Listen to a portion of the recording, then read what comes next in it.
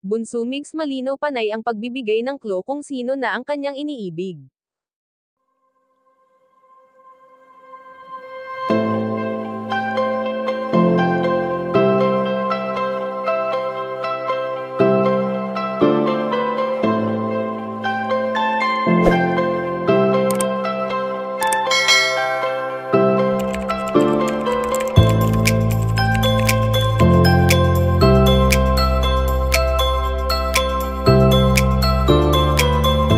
Mapapansin na malimit magbigay ng labis na kasiyahan si Bunso Mix Molino hindi lamang sa kanyang napipiling tulungan kundi pati na rin sa kanyang mga taga-subaybay.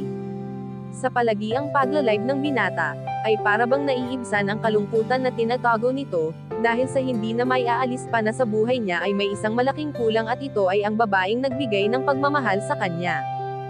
Hindi man madali para kay Bunso Mix Molino na buuin ang kanyang pagkatao kung wala na ang taong nagparamdam sa kanya ng kanyang pagiging espesyal, na kahit kailanman ay hindi na maaalis sa kanyang isipan.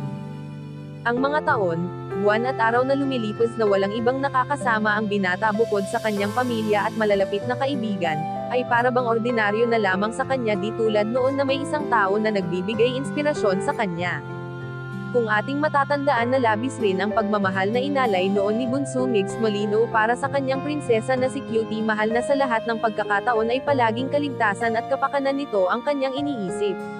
Sa ngayon nga ay ayon sa aming impormasyon na nakalap na panay ang pagbibigay ng clue ni Bunso Mix Molino kung sino na ang babaeng kanyang iniibig at walang pagbabago dahil kung ano ang nakasanayan ng binata ay ganun pa rin ang kanyang ginagawa kahit wala na si Cutie mahal.